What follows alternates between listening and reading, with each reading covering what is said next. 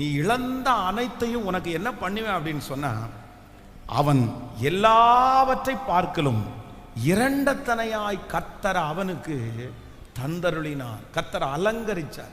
ஆனா அலங்கரிக்கிறதுக்கு முன்னாடி ஒரு காலம் அவனுக்கு வந்துச்சு. என்ன காலம் அப்படின்னு சொன்னா, போராட்டமான ஒரு காலத்தை கர்த்தர் அவனுக்கு அனுமதித்தார். இது உனக்கு போராட்டமான காலம், இது உனக்கு போராட்டமான காலம்.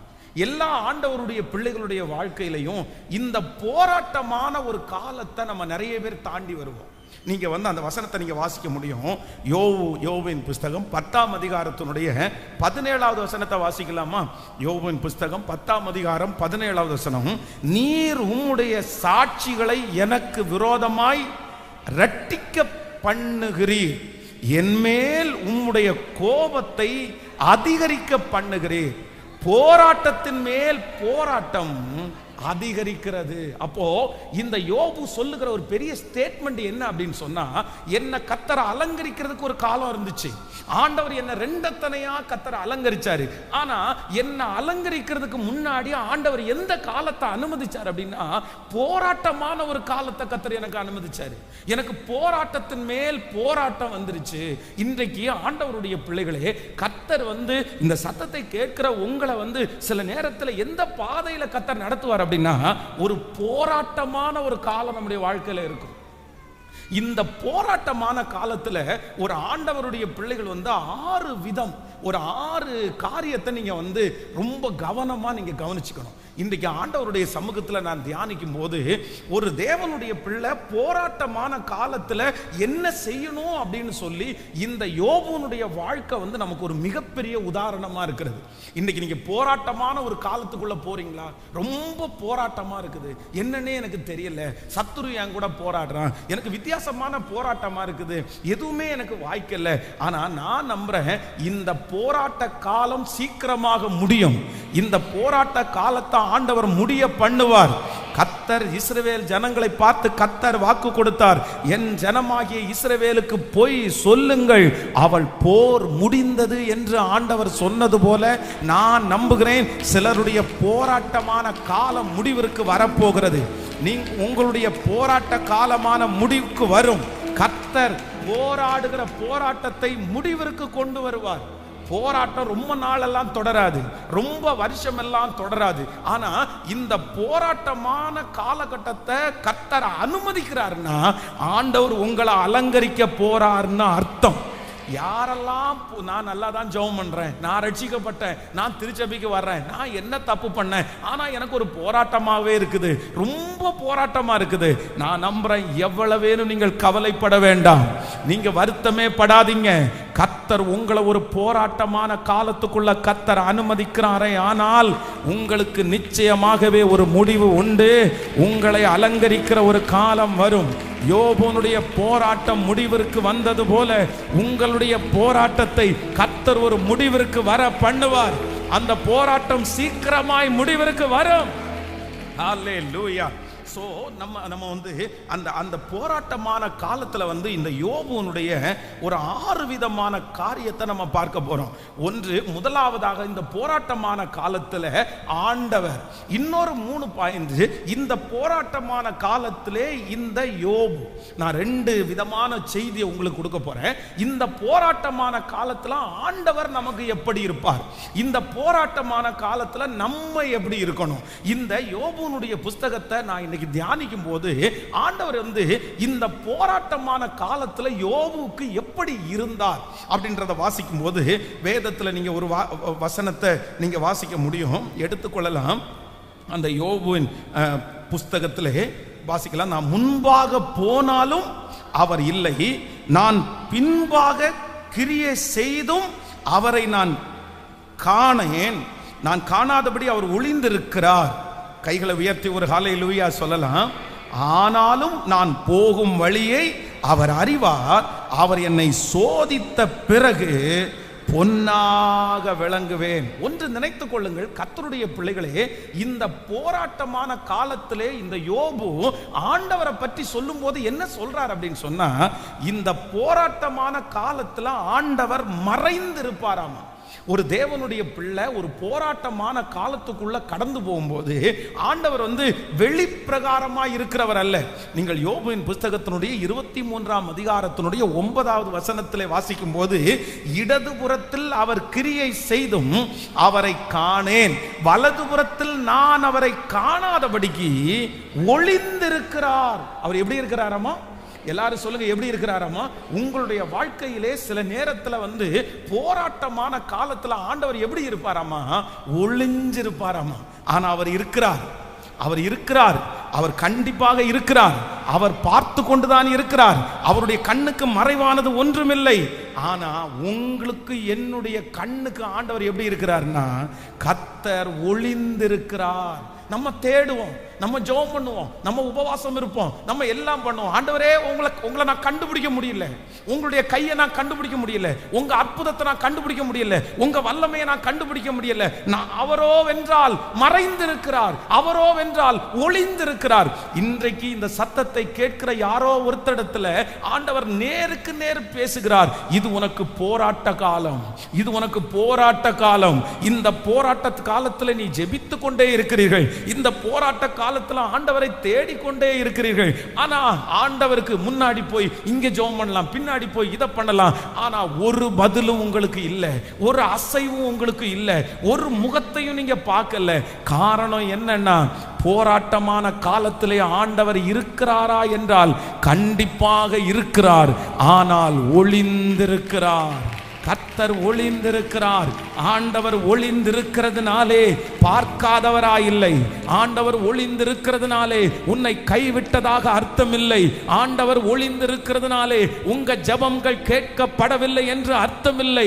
ஒளிந்திருக்கிற ஆண்டவர் யோபுனுடைய வாழ்க்கையிலே திடீரென்று ஒரு நாள் முன்பாக தோன்றி அவனுடைய முன்னிலைமையை காட்டிலும் பின்னிலைமையை ஆசீர்வதித்தது போல நான் நம்புகிறேன், உங்கள் போராட்ட காலம் முடிவிற்கு வரும். போராட்ட காலம் முடிவிற்கு வரும். அன்றைக்கு ஒளிந்திருக்கிற அந்த ஆண்டவரை நீங்கள் முகமுகமாய் பார்ப்பீர்கள், முகமுகமாய் பார்ப்பீர்கள். நம்புறவங்க கரங்களை மேல தட்டி ஆமென். அவரோ வென்றால் ஒரே மனமாயிருக்கிறார். அவரை எழுப்பத்தக்கவன் யார்? அவரோ வென்றால் ஒரே மனமாயிருக்கிறார். அவரை எழுப்பத்தக்கவன் யார்? ஹல்லேலூயா. சில நேரத்தில் ஆண்டவர் ஒளிஞ்சிருக்கிறத குறித்து நீங்க சந்தேகமே படக்கூடாது. நம்ம வாழ்க்கையில் ஆண்டவர் சில நேரத்தில் எப்படி இருப்பாருன்னா, கர்த்தர் வெளிப்படையா அவரை காமிக்க மாட்டார், அவரை காமிக்க மாட்டார். அவர் எப்படிதான் இருப்பார்னா, அவர் ஒளிஞ்சு மறைந்திருப்பார், மறைந்திருப்பார், மறைந்திருப்பார். ஏற்ற நேரத்தில் கர்த்தர் வெளிப்படுவார். ஒருவேளை இந்த இப்ப இருக்கிற சிச்சுவேஷன்ல நீங்க இந்த பாதையில நீங்க கடந்து போகாம இருக்கலாம்.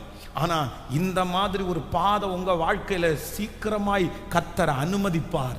காரணம் என்னன்னா, கர்த்தர் உங்களை அலங்கரிக்கணும்னு கர்த்தர் முடிவெடுத்திருக்கிறார். கர்த்தரை அலங்கரிக்கிறதுக்கு முன்னாடி கர்த்தர் நமக்கு அனுமதிக்கிற ஒரு பாதை போராட்டமான பாதை, ரொம்ப போராட்டமான காலம். இந்த போராட்டமான காலத்திலே இந்த யோபு கண்டுபிடிச்சது என்ன அப்படின்னா, கர்த்தர் மறைந்திருக்கிறார். ஆண்டவர் மறைஞ்சிருக்கிறார்ன்றதுக்காக விட்டுறாதீங்க. ஆண்டவர் மறைஞ்சிருக்கிறார்ன்றதுக்காக ஜெபம் பண்ணாம இருக்காதீங்க. ஆண்டவர் மறைஞ்சிருக்கிறார்ன்றதுக்காக ஏற்கனவே இருக்கிற விசுவாசத்தை தளர விட்டுறாதீங்க. அவர் மறைஞ்சிருக்கிறாரே தவிர அவர் மறைந்து போனவர் அல்ல. வேதம் சொல்லுகிறது, அவர் இருக்கிறவரும் அவர் இருந்தவரும் அவர் வருகிறவருமாகிய சர்வ வல்லமை உள்ள கர்த்தர். கர்த்தர் மோசேயை பார்த்து சொல்லுகிறார், நான் இருக்கிறவராகவே இருக்கிறேன், இருக்கிறவராகவே இருக்கிறேன். அவர் ஒளிந்திருக்கிறார், அவர் ஒளிந்திருக்கிறார். யாரோ ஒரு சிலருடைய வாழ்க்கையில கர்த்தர் ஒளிஞ்சிருக்கிறார்.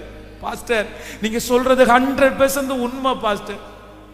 என் வாழ்க்கையில ஆண்டவருடைய ஒளிச்சிட்டு இருக்காரு. நான் என்னமோ கத்துறேன், ஜெபம் பண்றேன், எவ்வளோ முயற்சி எடுக்கிறேன், ஆனா எந்த பதிலுமே இல்லை. இருக்கிறாரா இல்லையான்னே தெரியல, பார்க்கவே முடியல. ஒரு வார்த்தை சொல்லக்கூடாதா, ஒரு பதில் சொல்லக்கூடாதா? அமைதியா இருக்கிறார் பாஸ்டர், தெரியாம இருக்கிறார் பாஸ்டர், மறைஞ்சிருக்கிறார் பாஸ்டர். ஆனா ஆண்டவர் உங்களுக்கு வாக்கு கொடுக்கிறார். யோபு ஒன்றை கண்டுபிடித்தான், என் ஆண்டவர் மறைஞ்சிருந்தாலும் என் ஆண்டவர் என்னை பார்த்துட்டு தான் இருக்கிறாரு. என் ஆண்டவர் மறைஞ்சிருந்தாலும் என்ன அவர் கைவிட மாட்டாரு. அவர் மறைந்திருக்கிற ஆண்டவர், ஆனால் மறுபடியும் என்னை தூக்கி எடுக்கிறதற்கு கர்த்தர் வல்லவராயிருக்கிறார். ஹல்லேலூயா. சிங்கக்கேபியோ சூளை நெருப்போ அவர் என் காத்திடுவார். சிங்கக்கேபியோ சூளை நெருப்போ அவர் என்னை காத்திடுவார். அவரே என்னை காண்பவர், அவரே என்னை காப்பவர்.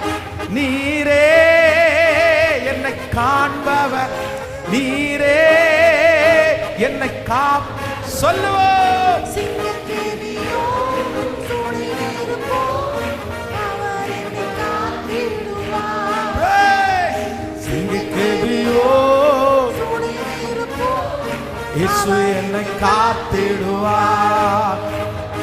எதிரிகள் என்னை சுற்றி வந்தாலும் தூத சேனைகள் கொண்ட காப்பாரே. எதிரிகள் என்னை சுற்றி வந்தாலும் தூத சேனைகள் கொண்ட என்னை காப்பாரே. ஆவியினால் யுத்தம் வெல்வேனே, சாத்தானை சமுத்திரம் விழுங்குமே. ஆவியினால் யுத்தம் வெல்வேனே, சாத்தானை சமுத்திரம். கைகளை மேல தட்டி அவரே பாடுவோம். இயேசுவே இயேசுவே. சிங்கக்கேபியோ சூளை நெருப்போ இயேசு என்னை காத்திடுவார். சிங்கக்கேபியோ சூளை நெருப்போ இயேசு என்னை காத்திடுவார். சொல்லுவோம். ராஜ்யம் எனக்குள்ளே வந்ததா, சூழ்ச்சிகள் என்னை ஒன்றும் செய்யாதே. ராஜ்யம் எனக்குள்ளே வந்ததா, சூழ்ச்சிகள் என்னை ஒன்றும் செய்யாதே. அற்புதம் எனக்காக செய்பவர் என்னை அதிசயமாய் நடத்துவார். அற்புதம் எனக்காக செய்பவர் என்னை அதிசயமாய் கைகள மேல் அவரே. இயேசுவே விடுதலை விடுதலை விடுதலை. இயேசுவே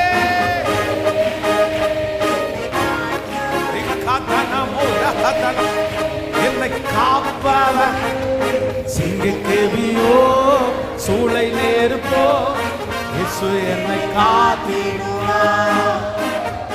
சிங்கக்கேபியோ சூளை நெருப்போ இயேசு என்னை காத்திடுவார். ஹல்லேலூயா. சோ போராட்டமான காலத்துல ஆண்டவர் எப்படி இருப்பார் அப்படின்னு சொன்னா வேதம் சொல்லுது. ஆண்டவர் எப்படி இருப்பாராமா? நம்முடைய போராட்டமான காலத்துல கர்த்தர் மறைஞ்சிருப்பார். யோசேப்புக்கு ஒரு போராட்டமான காலம் ஆரம்பிக்குது. இதுவரைக்கும் அவங்க அப்பாவனுடைய சமூகத்துல ரொம்ப ஒரு சொபிஸ்டிகேட்டா, ரொம்ப நல்லா ஒரு சந்தோஷமாய் வாழ்ந்த அந்த யோசேப்புக்கு ஃபர்ஸ்ட் போராட்டமான காலம் எப்ப ஆரம்பிக்குதுன்னா, அவன் தூரத்துல இருந்து வரும்போது அவங்க சகோதரர்லாம் சொல்றாங்க, அவ்வளவுதான் இவனை பிடிச்சி நம்ம கொன்றுவோம்னு சொல்றாங்க. ஆனா கர்த்தர் அமைதியா இருக்கிறாரு. குழியில போடும்போது கர்த்தர் பார்க்கவே இல்லை, கர்த்தர் மறைஞ்சிருக்கிறாரு. எகிப்தியருடைய கையில விற்கும் போது ஆண்டவர் மறைஞ்சிருக்கிறாரு. அதற்கு பிறகு போத்திபாருடைய வீட்டில் ஆண்டவர் தென்படவே இல்லை. அதற்கு பிறகு சிறைச்சாலையில ஆண்டவர் தென்படவே இல்லை. ஆனா மறைஞ்சிருக்கிற ஆண்டவர் யோசேப்புனுடைய போராட்ட காலம் முடிவிற்கு வரப்போகுது. அவன் போராடின நாள் முடிவுக்கு வந்துருச்சு. அதற்கு பிறகு அவனுக்கு அலங்கரிக்கிற காலம் வருது. அந்த அலங்கரிக்கிற காலம் வரும்போது கர்த்தர் முன்னாடி வந்து நின்று, நான் தான் உன்னை நடத்தினேன், நான் உன்னை பார்த்துட்டு தான் இருந்தேன், நான் உன்னை போஷித்தேன், நான் உன்னை காப்பாற்றினேன். ஹல்லேலூயா. அந்த தேவன் தான் இன்றைக்கு வாக்கு கொடுக்கிறார். இது உனக்கு போராட்ட காலம், இது உங்களுக்கு போராட்ட காலம். இந்த காலத்துல கர்த்தர் மறைஞ்சிருக்கிறது மாதிரி தான் தெரியும். ஆனா அவருடைய 7 கண்களும் உங்களை பார்த்துட்டு தான் இருக்குது, உங்க சூழ்நிலையை பார்த்துட்டு தான் இருக்குது. அவருடைய நாமத்திற்காய் காண்பித்த அன்புள்ள பிரயாசத்தை மறந்து விடுவதற்கு அவர் அநீதி உள்ள தேவன் அல்ல. உங்க ஜெபத்தை மறக்கிறதற்கு அவர் அநீதி உள்ள தேவன் அல்ல. அதனால எனக்கு ஒரு கான்ஃபிடென்ட், எனக்கு ஒரு பெரிய நம்பிக்கை வேணும். என் போராட்டத்தின் காலத்தில் கர்த்தர் எனக்கு மறைஞ்சிருந்தாலும், நாம் பார்க்க முடியாட்டாலும், அவரால் என்ன பார்க்க முடியும். ஹல்லேலூயா. பக்கத்தில் இருக்கிற கையை பிடிச்சு சொல்லுங்க, உங்களால் அவரை பார்க்க முடியாட்டாலும், உங்களால் அவரை பார்க்க முடியாட்டாலும், அவருடைய கண்ணுக்கு உங்களை யாரும் மறைக்க முடியாது, மறைக்க முடியாது. அவருடைய கண்ணு உங்களை பார்த்துட்டு தான் இருக்குது. நீங்க பார்க்காட்டாலும் அவருடைய கண்ணு பார்த்துட்டு தான் இருக்குது. நீங்க நினைக்காட்டாலும் அவர் உங்களை நினைச்சிட்டு தான் இருக்கிறாரு. ஓ, நீங்க ஜெபிக்கிறது எல்லாத்தையும் கர்த்தர் கேட்கிறாரு. லாத்தான் மோராபா தேலாரா லிஹாரா தாராபா. வல்லமை வல்லமை வல்லமை இறங்கட்டும். உங்க வார்த்தை பிரசங்கம் பண்ணி கொண்டு இருக்கும் போதே இந்த அசைவு எழுப்புதல் ஆரம்பிச்சிருச்சு. என் பிள்ளைகளை ஸ்திரப்படுத்துறதுக்கு நீங்க ஆரம்பிச்சிட்டீங்க. ஹல்லேலூயா. ஆமென்.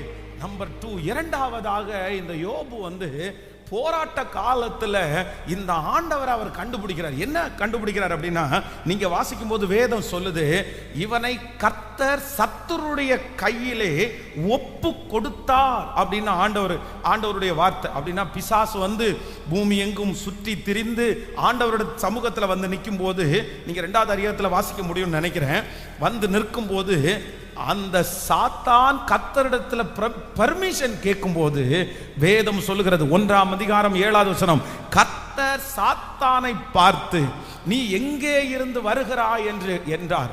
சாத்தான் கர்த்தருக்கு பிரதி உத்தரமாக, பூமி எங்கும் உலாவி அதிலே சுற்றி திரிந்து வருகிறேன் என்றான்.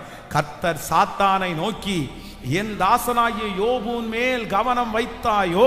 உத்தமனும் சன்மார்க்கனும் தேவனுக்கு பயந்து பொல்லாப்புக்கு விலகிறவனும் ஆகிய அவனைப் போல பூமியில் ஒருவனும் இல்லை என்றான். அதற்கு சாத்தான் கர்த்தருக்கு பிரதி உத்தரமாக, யோபு விருதாவாகவா தேவனுக்கு பயந்து நடக்கிறான்? நீர் அவனையும் அவன் வீட்டையும் அவனுக்கு உண்டான எல்லாவற்றையும் சுற்றி வேலி அடைக்கவில்லையோ? அவன் கைகளின் கிரியையை ஆசீர்வதித்தீர், அவனுடைய சம்பத்து தேசத்தில் பெருகி இருக்கிறது. ஆனாலும் உம்முடைய கையை நீட்டி அவனை தொடுவீரானால் அப்பொழுது அவன் உமது முகத்திற்கு எதிரே உம்மை தூசிக்கிறானோ பாரும் என்றான்.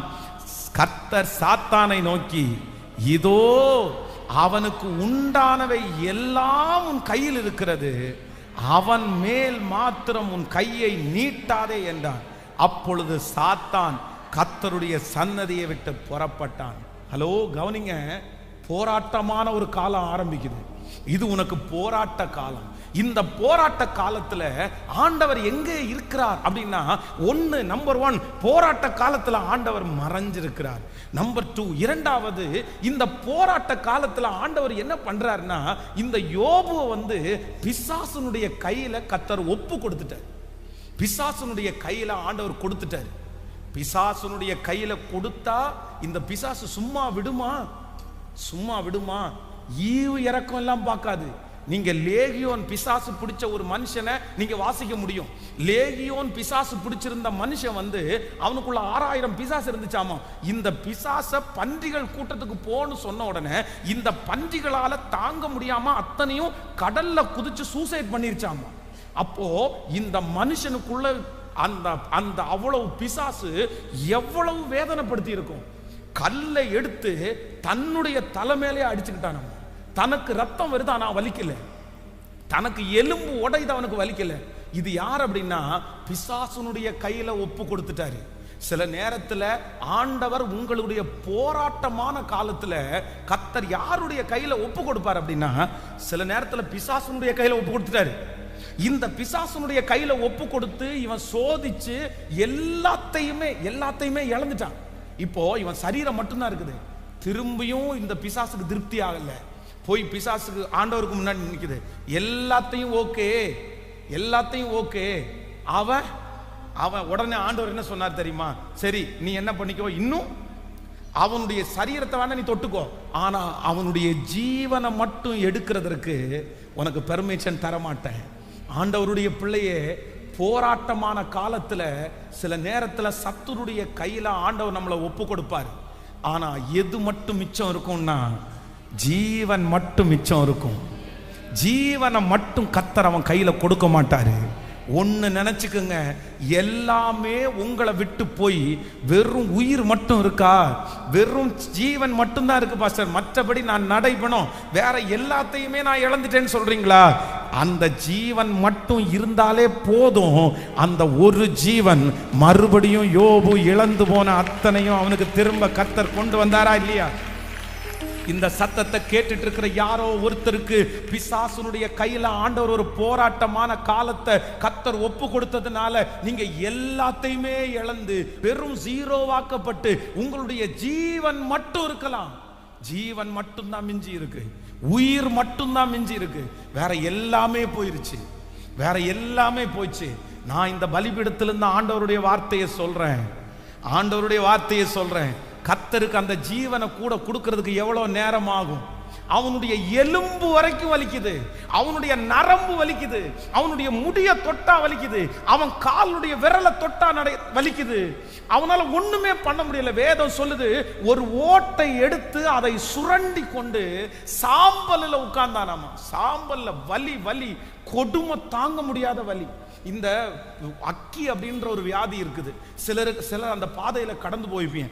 இந்த சரீரத்திலே இருக்கிறதுலே இந்த அக்கி அப்படின்ற அந்த வியாதி கொடுமையான வலி. அந்த வலி பிரசவ வலியோட பெரிய வலியா இருக்கும் அந்த அக்கி உங்களுக்கு. அந்த மாதிரி அது ஒரு புண்ணு 2 புண்ணு தான் வரும். ஆனா இவனுடைய உச்சன் தலையிலிருந்து உள்ளங்கால் வரைக்கும் புண்ணு. அவ்வளோ உயிர் கிடக்குது. அப்படியே அந்த நாக்குல தண்ணி போட்டுனா அந்த உயிர் மட்டும் கிடக்குது. ஆனா வேதம் சொல்லுது, கர்த்தர் அந்த உயிரை மட்டும் அழகா பத்திரப்படுத்திட்டே இருந்தாரு. இன்னைக்கு இங்க இருக்கிற உங்க நிறைய பேருடைய கர்த்தர் எல்லாம் உங்களை விட்டு போகும்போது கர்த்தர் அமைதியா இருக்காரு. பிள்ளை போச்சு அமைதியா இருந்தாரு, சொத்து போயிடுச்சு அமைதியா இருந்தாரு, உங்களுடைய மரியாதை போச்சு கர்த்தர் அமைதியா இருந்தாரு, உங்களை சுற்றி இருக்கிற சொந்தக்காரங்க போனாங்க கர்த்தர் அமைதியா இருந்துச்சு, எல்லாம் போயிடுச்சு, எல்லாத்துலயும் ஆண்டவர் அமைதியா இருந்தாரு, எல்லாத்தையும் விட்டு கொடுத்தாரு. இப்போ உங்களுக்கு என்ன மட்டும் தான் இருக்குதுன்னா உயிர் மட்டும் தான் இருக்குது. நீங்க என்ன சொல்றீங்கன்னா இதையும் எடுத்துட வேண்டியதானே, இதை எதுக்கு வச்சிருக்கிறீங்க, இது இருக்கிறதுனால தானே நான் நடைபெணமா அலைய வேண்டியது இருக்குது. ஆனா ஆண்டவர் சொல்றாரு, ஒரு நோக்கத்தோட தான் நான் வச்சிருக்கிறேன், ஒரு தீர்மானத்தோட தான் வச்சிருக்கிறேன். உன்னுடைய உயிரை சத்துருடைய கையில ஒப்பு கொடுக்காததுக்கு ஒரு காரணம் உண்டு பிரதர். உங்க உயிரை கொடுக்காததுக்கு ஒரு காரணம் உண்டு. எத்தனை ஆபத்திலிருந்து கர்த்தர் உங்களை தப்பிச்சாரு, எத்தனை மரண தருவாயிலிருந்து கர்த்தர் உங்களை தப்பிச்சாரு. நீங்க செத்து போக வேண்டியவங்க நிறைய பேர் இன்னைக்கு உயிரோடு இருக்கிறீங்க. காரணம் உங்களை உயிரோட வச்சிருக்கிறாருன்னா மறுபடியும் உங்களை நிறுத்துவாரு, மறுபடியும் கர்த்தர் உங்களை எழுப்புவாரு. இந்த யோபுனுடைய முன் நிலைமையை காட்டிலும் அவனுடைய பின் நிலைமையை கர்த்தர் ஆசீர்வதிப்பாரே. ஆனால் உன்னுடைய ஜீவன் உங்களுக்கு இருக்கிற வரைக்கும் மறுபடியும் வரும், திரும்ப ஒரு அலங்காரம் உங்களுக்கு உண்டாகும். ஹல்லேலூயா. அப்போ இது உனக்கு போராட்ட காலம், இது உனக்கு போராட்ட காலம். இந்த போராட்ட காலத்துல ஆண்டவர் ஃபர்ஸ்ட் நம்பர் 1 கர்த்தர் மறைஞ்சிருக்கிறார். நம்பர் 2 ஆண்டவர் என்ன பண்றார் அப்படின்னா அவனை இன்னொருத்தருடைய கையில என்ன பண்றார் அப்படின்னா ஒப்பு கொடுக்கிறார். நீங்க தண்டிச்சா பரவாயில்லையே, நீங்க தண்டிச்சா ஒரு பையன் திருடிட்டான்னு வச்சுங்களேன், ஒரு மனுஷன் திருடிட்டு இருக்கிற அந்த மனுஷனை திருட்டுல கண்டுபிடிச்சு ஊர்காரங்க எல்லாரும் சேர்ந்து இப்போ என்ன பண்றாங்கன்னா ஊர்காரங்க எல்லாருமே சேர்ந்து அவனை பிடிச்சு வச்சிருக்கிறாங்க. பிடிச்சு வச்சு அவங்க அம்மா அப்பாட்ட சொல்றாங்க, நீங்க தண்டிக்கிறீங்களா நான் தண்டிக்கவா, நீங்க அடிக்கிறீங்களா நான் அடிக்கவா அப்படின்னு கேட்கிறாங்கன்னா ஒரு அம்மா அப்பா என்ன சொல்லுவாங்க தெரியுமா, நீங்க அடிக்க வேண்டாம், யார் அடிக்கிறா, நான் அடிப்போம். அப்போ அம்மா அப்பா கொண்டு போய் அந்த பிள்ளைய தண்டிப்பாங்க. ஆனா அந்த தண்டனையிலே ஒரு அன்பு இருக்கும். ஆனா உலகத்தானுடைய கையில தண்டிக்க கொடுத்தா கண்டிப்பா அவனுக்கு என்ன இருக்காதுன்னா ஈவு இறக்கம் இருக்காது, அவன் சாகிற வரைக்கும். அதுதான் விபச்சாரத்திலே கையும் மெய்யுமாய் பிரிக்கப்பட்ட ஒரு ஸ்திரீயை கொண்டு வந்த ஆண்டவருக்கு முன்னாடி நிறுத்துறாங்க. இப்ப அங்க இருக்கிறவங்க அத்தனை பேர் சொல்றாங்க, இத பாருங்க, நீங்க தண்டிக்கிறீங்களா நான் தண்டிக்கட்டுமா, நீங்க தண்டிக்கிறாங்களா. உடனே ஆண்டவர் என்ன சொல்றாரு தெரியுமா, எப்பா நீங்க யாரும் தண்டிக்க வேண்டாம், நீங்க தண்டிக்கிறதுக்கெல்லாம் உங்களுக்கு உள்ள உரிமை இல்லை, நீங்க ஒவ்வொருத்தரும் கிளம்பி இருங்க, தண்டிக்க வேண்டாம்னு சொல்றாரு, நான் தண்டிச்சுக்கிறேன்றாரு. ஆனா என்னுடைய ஆண்டவருடைய தண்டனை எப்படி இருந்துச்சு அப்படின்னு சொன்னா, அவளை அடிக்கல, உதைக்கல, காயப்படுத்தல, நீ போ, இனி பாவம் செய்யாது. அப்போ யோபு என்ன சொல்றான் அப்படின்னு சொன்னா, ஆண்டவரே நீங்க தண்டிச்சா என்ன, நீங்க தண்டிச்சிருக்கலாம்ல, நீங்க என்ன அடிச்சிருக்கலாம்ல, நீங்க என்ன உதைச்சிருக்கலாம்ல, நீங்க எனக்கு உள்ளே வச்சு பண்ணுவீங்கல்ல, இப்படி பிசாசுனுடைய கையில ஒப்பு கொடுத்தீங்களே. இன்னொன்னு, இவனை ஆண்டவர் பிசாசுனுடைய கையில மட்டும் ஒப்பு கொடுக்கல, யார் கையிலையும் ஒப்பு கொடுத்தாரு அப்படின்னா மனுஷங்க கையிலையும் ஆண்டவர் ஒப்பு கொடுத்தாரு. ஹலோ, உங்களுக்கு போராட்டமான காலத்துல கர்த்தர் சில நேரத்துல யாருடைய கையிலையும் உங்களை ஒப்பு கொடுப்பார் அப்படின்னு சொன்னா, சத்தமா சொல்லுங்க, யோபுனுடைய சிநேகிதர்கள் அங்கிருந்து தூரத்துல அவனை பார்த்த உடனே அவனுடைய உரு தெரியாம இருக்கிறத பார்த்து சத்தமிட்டு அழுதார்களாமா. நீங்க வேதத்துல வாசிக்கும் போது, ஐயோ அவனுக்கு வந்த தீங்கு நிமித்தம் அவனை அழுதாங்க. 7 நாள் அவனோடு கூட துக்கம் கொண்டாடி வருத்தத்தோட உட்கார்ந்தாங்க, ஒரு வார்த்தை கூட பேசாம. ஆனா 7 நாள் முடிச்சதுக்கு அப்புறம் ஒவ்வொருத்தனா எழும்ப ஆரம்பிச்சான். என்ன சொல்றான் தெரியுமா? நீ பெருமையான ஆளாத்தான் இருந்திருப்ப, நீ அப்படிதான் இருந்திருப்ப, நீ இப்படிதான் இருந்திருப்ப. இவன் சொல்றான், தாங்க முடியலடா, நீங்க இதுக்கு என்ன பார்க்காம இருந்தா கூட பரவாயில்லடா, எதுக்கு என்ன கவனிச்சிங்க? ஏன் அப்படின்னு சொன்னா, கர்த்தர் போராட்டமான காலத்துல சிலரை யாருடைய கையில ஒப்பு கொடுப்பார் அப்படின்னா, சத்தமா சொல்லுங்க, சத்தமா சொல்லுங்க, ஹல்லேலூயா, ஹல்லேலூயா. நான் கடந்த 9ஆம் தேதி தூத்துக்குடியில் ஒரு மேரேஜுக்காக போயிருந்தேன். அப்போ அந்த மேரேஜுக்காக போகும்போது நிறைய போதகர்கள் அந்த மேடையில் உட்கார்ந்துருந்தாங்க. அதில் என்னுடைய பக்கத்தில் ஒரு போதகர் உட்காந்துருந்தார். அப்போ அவரை டக்குன்னு நான் பார்த்த அடையாளம் கண்டுபிடிக்க முடியல. அப்போ அவர் எனக்கு என் கையை கொடுத்துட்டு சொன்னார், அவருடைய பேரை சொல்லி, நான் தான் தெரியுதா அப்படின்னு கேட்டார். எனக்கு உடனே நான் சொன்னேன், எனக்கு நல்லா தெரியும், உங்களை நான் பார்த்துருக்கிறேன், நான் ஒரு 20 வருஷத்துக்கு முன்னாடி நீங்க பண்ணின பிரசங்கத்தை நான் கேட்டிருக்கிறேன், உங்க மீட்டிங்கை நான் அட்டன் பண்ணியிருக்கிறேன் அப்படின்னு சொன்னேன். 20 இயர்ஸ்க்கு முன்னாடி 2004 2004வது வருஷத்துல காந்திபுரத்தில் இருக்கிற ஒரு திருச்சபையில் பிரசங்கம் பண்றதுக்காக ஒரு ஸ்பெஷல் பிரசங்கியார் கூப்பிடப்பட்டிருந்தார். அந்த பிரசங்கியாருடைய நோட்டீஸ் ஜாய் வெஸ்லி அம்மா வெஸ்லி ஐயாவுடைய கையில் கிடைக்குது. உடனே அவங்க என்னிடத்துல சொல்றாங்க, இந்த மாதிரி ஒரு ஊழியக்காரர் வர்றாரு, நம்ம இன்னைக்கு மீட்டிங் போலாமா அப்படின்னு கேட்டாரு. நான் அப்போ ரொம்ப சிக்கா இருக்கேன், மஞ்சக்காமால ரொம்ப அதிகமா இருக்குது, மன அளவில் பாதிக்கப்பட்டு பைத்தியக்காரனை போல இருக்கிறேன். போலாம் அப்படின்னு சொல்லி அந்த மீட்டிங் போயாச்சு. அந்த மீட்டிங்கில் அவர் பிரசங்கம் பண்ணி முடிச்சாரு. பிரசங்கம் பண்ணி முடிச்ச உடனே அவருக்கு ஒரு ஸ்டேஜில் ஒரு சேரை போட்டு அவரை உட்கார வச்சுட்டாங்க. இப்போ முடிச்ச உடனே பாஸ்டர் அனௌன்ஸ் பண்றாரு, இந்த மாதிரி கடைசியாக இந்த பிசாசு பிடிச்சிருக்கிறவங்க, கட்டு இருக்கிறவங்க, இவங்க எல்லாம் வாங்க, உங்களுக்காக நாங்கள் ஜெபம் பண்றோம் அப்படின்னு சொன்னாங்க. சொன்ன உடனே நிறைய பேர் போனாங்க, ஒவ்வொருத்தருக்காக ஜெபம் பண்ணாங்க. நான் பின்னாடி எழும்பவே முடியாம ஒரு சேர்ல உட்காந்துருக்கிறேன். என்ன அம்மா அப்பா 2 பேரும் ஜெபம் பண்றதுக்காக கூட்டிட்டு போயிருக்காங்க. அப்படின்னா இவங்களுக்கும் ஒரு சந்தேகம், ஒருவேளை எனக்கும் ஒரு சந்தேகம், ஒருவேளை பிசாசு பிடிச்சிருக்குமோ, எனக்குள்ள செய்வனை இருக்குமோ அப்படின்னு எனக்கும் ஒரு சந்தேகம். அப்ப நான் பின்னாடி போய் இருக்கேன். அந்த பிரேயர் முடிச்ச உடனே எல்லாரும் கடைசி அந்த பாஸ்டருக்கு என்ன தெரிஞ்சிருச்சு. அதுக்குள்ளே எங்கள் அம்மா அப்பா சொல்லிட்டாங்க, இந்த மாதிரி கூட்டு வரோம் அப்படின்னு. உடனே அவர் அனௌன்ஸ் பண்ணுறாரு, இந்த மாதிரி ஊழியம் செய்த ஒரு தம்பி, பைபிள் காலேஜ் முடித்த ஒரு தம்பி, இப்போ ரொம்ப உடஞ்சு போய் பிசாசு பிடிச்சு அவனுக்கு ஏதோ ஒரு செய்வினையில் அகப்பட்டு இப்போ ஊழியம் எதுவுமே பண்ண முடியாமல் ஒன்றும் இல்லாமல் வந்திருக்கிறான், அவனுக்காக நம்ம ஜெபம் பண்ண போகிறோம் அப்படின்னு சொன்ன உடனே சர்ச்சில் இருக்கிற ஒரு 10-15 சிஸ்டர்ஸ் எல்லாரும் அப்படியே சூழ்ந்துட்டாங்க. எல்லாரும் ரவுண்டு கட்டி கையை கோர்த்து பிடிச்சி என்ன சென்டரில் நிற்க வச்சு அப்படியே அத்தனை பேரும் ஆவியில் நிறைஞ்சு ஜெபம் பண்ணுறாங்க. இயேசுவே, இயேசுவின் நாமத்தினால இந்த பையனுக்குள்ளே இருக்கிற பிசாசு வெளியே போகட்டும், கிரியை வெளியே போகட்டும் அப்படின்னு ஜெபம் பண்ணுறாங்க. எனக்கும் சந்தோஷமா அத்தனை பேர் ஜெபம் பண்ணும்போது பாஸ்டர் மட்டும் பக்கத்தில் வந்தார். பக்கத்தில் வந்துட்டு, உனக்கு ஏதாவது வாந்தி வர்றது மாதிரி இருக்கா அப்படின்னு கேட்டார். எனக்கு அப்படியெல்லாம் ஒன்றும் வரல அப்படின்னாரு. திரும்ப திரும்ப ஜெபம் பண்ண ஆரம்பிச்சார். அப்போ அவருக்கே என்ன தோணுச்சுன்னு தெரில, ஒரு சிஸ்டரை பார்த்து பாத்ரூம்ல இருந்து ஒரு பக்கெட்டை எடுத்துட்டு வாங்க அப்படின்னாரு. உடனே அவங்க பாத்ரூம்ல இருந்து ஒரு பக்கெட்டை எடுத்துட்டு வந்தாங்க. பக்கெட்டை எடுத்துட்டு வந்தோன்னா அவர் நேர்மையான தலையில பிடிச்சிட்டாரு. தலையில பிடிச்சி குமிச்சிட்டு, இயேசுவின் நாமத்தினால எடு வாந்தி, வெளியே வா, வெளியே வா. எனக்கு அவருக்கு தெரியும், அவர் ஜெபம் பண்றாரு, அது தப்பு இல்லை. அவர் ஒருவேளை எனக்குள்ள பிசாசு போராட்டம் இருக்குன்னு நினைச்சிருப்பாரு. ஆனா என்னுடைய மனசு அந்த இடத்துல உடஞ்சிச்சு பாருங்க.